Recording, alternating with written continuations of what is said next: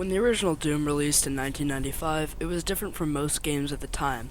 It was a fast-paced, first-person shooter that was revolutionary for the time, and the experience was unlike anything else available. So, in 2016, when a hard reboot of the game was released, it was put up to high standards, and it surpassed them.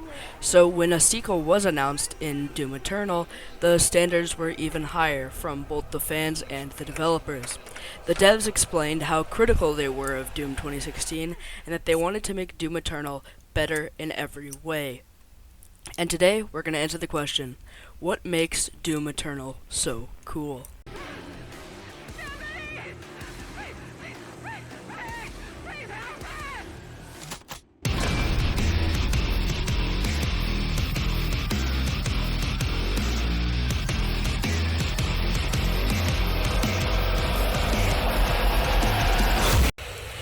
The moment you begin the campaign, you are met with one of the coolest intros to any game ever. You immediately are brought into the game with Vega describing the amount of carnage going on. Meanwhile, distress calls play from Earth as you prepare for the oncoming battle. Doom Eternal does a great job of creating a scale and showing you just how big the threat you are facing is. The first mission shares this theme, showing you large amounts of demons and a world enveloped in an edgy teenager's daydream.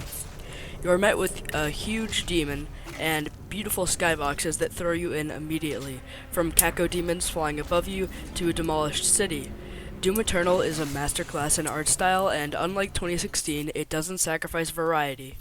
Almost every mission in Doom Eternal has a different feeling to it, unlike 2016, where every level looked fairly similar to one another. Even the Mars base missions in Doom 2016 looked just like each other. Doom Eternal's art style melds perfectly and is not held back by level design. And I do know that level design is a little contentious in the community, as a lot of people don't like the parkour in Doom Eternal very much, but in my opinion it is almost perfect, as the movement in Doom Eternal allows for a phenomenal puzzle and parkour sections. From wide open areas to tight corridors, they use Doom's systems to a T. Fighting demons has never been more fun, as movement is key or death is inevitable. From the changes to the glory kill system and the addition of Doom Guy's shoulder cannon, everything is tuned to make fighting in Doom Eternal more fun than ever, and it is more fast-paced than any of its predecessors, and still, a few years later, is a unique FPS experience that no other game has been able to capture. But where Doom Eternal falters is when it tries to change what makes it so cool in the first place. The biggest sin that Doom Eternal commits is slowing the combat down, and the worst offender is the Marauder boss and enemy type. It is the only enemy type in the game that is supposed to be equal to the Doom Guy, but in doing this, its software forces you to slow down, which is supposed to be a unique challenge, but every time I see this enemy type, I have a visible aneurysm that leaves me moaning and groaning. Doom Eternal is made for its combat, and by halting that, it makes the game an empty shell of pain and misery that is in no way cool.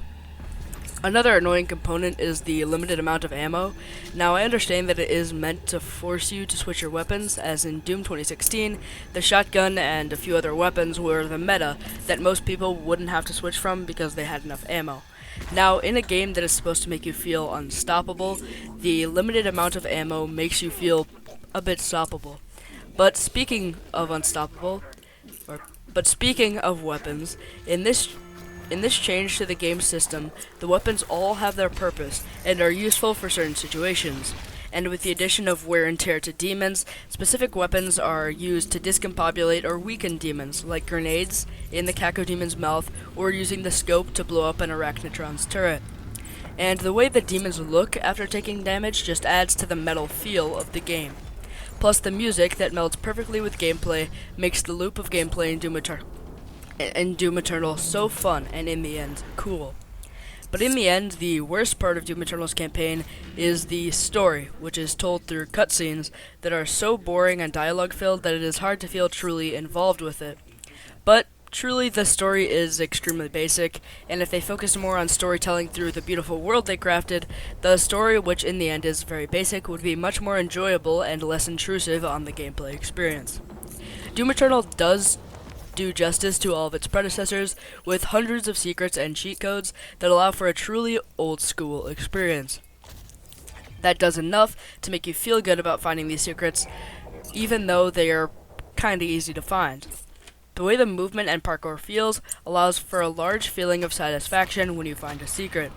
And then there's the multiplayer, which even though the game has phenomenal combat, is absolutely ruined by not making it a true arena shooter. So yeah, I'm not going to talk about that, but I give Doom Eternal 9.5 rip and tears out of 10 saw shields. Alright, bye-bye.